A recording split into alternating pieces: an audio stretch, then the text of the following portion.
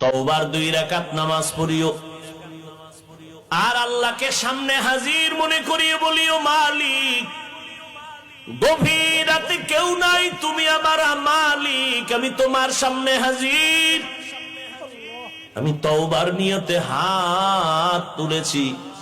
ও আল্লাহ, আমার আব্বা আম্মা কেউ জানেন আমি কত বড় গুনাহগার। ও আল্লাহ, আমার ভাই বোন আপনজন কেউ জানেন আমি কত বড় গুনাহগার।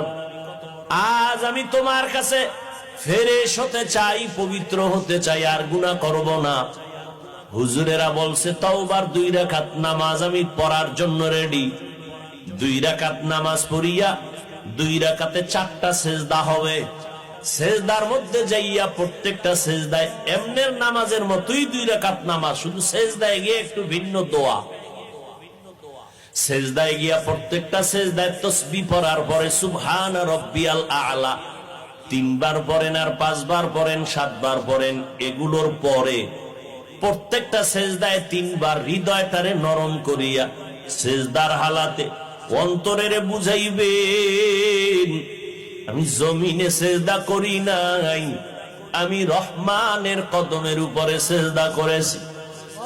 এই বলিয়া অন্তরকে যত পারেন নত করে দুর্বল করে বলবেন, ইয়া রব্বি গফিরলি, ইয়া রব্বি গফিরলি, ইয়া রব্বি গফিরলি 3 বার, প্রত্যেক সেজদায় 3 বার।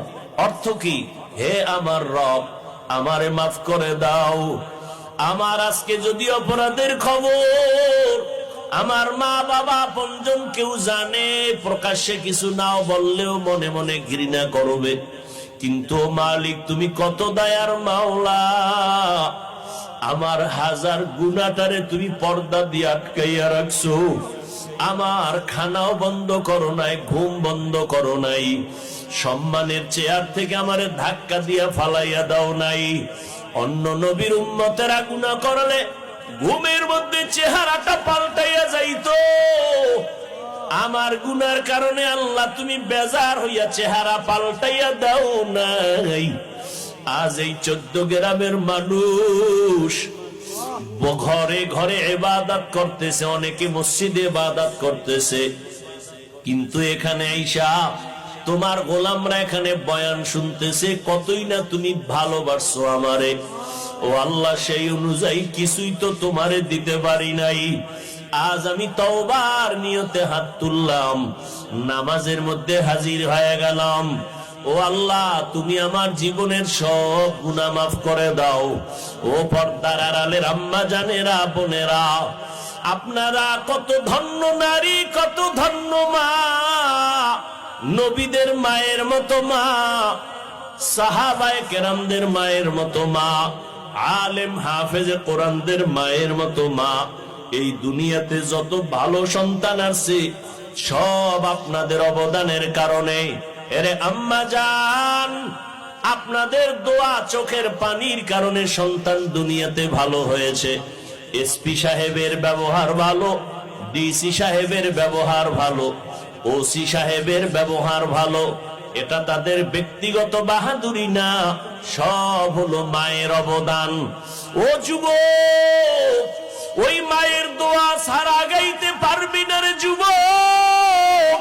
ওই মা বাবার চোখের পানি আর দোয়ার কারণে পরীক্ষায় ভালো নাম্বার পেয়েছো, ওই মা বাবার দোয়া চোখের পানির কারণে আর সম্মানের চেয়ারে বসতেছি। ওই মা বাবার চোখের পানি আর দোয়ার কারণে আজ তোমার এত সম্মান, তোমার বাড়ি, তোমার গাড়ি, তোমার এত সুন্দর সম্মানের চেয়ার। ওই মা বাবারে কষ্ট দিও না রে বাবা।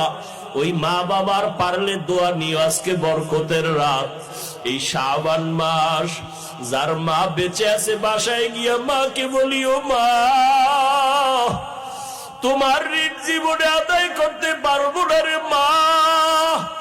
ও কলিজার মা, তুমি আমাকে মানুষ বানাইতে গিয়া কত রাত ঘুমাইতে পারো নাই, কত রাত খানার প্লেট নিয়ে খেতে পারো নাই। আমার কষ্টে কষ্টে তোমার জীবন কাটিয়ে গেল রে মা। আমার পরে আর এক ভাই, আবার আর এক বোন, আবার আর এক ভাই, এইভাবে কষ্ট করে করে তোমার জীবনটা তুমি শেষ করেছো রে মা। এর উপরে আবার আমি মাঝে মাঝে কত কটু কথা বইলা তোমারে কান্না করাইছি। আমার কথায় তুমি কষ্ট পাইয়া গোপনে কত কান্না করেছো। আজকের একটা বরকতের রাত, বরকতের মাস।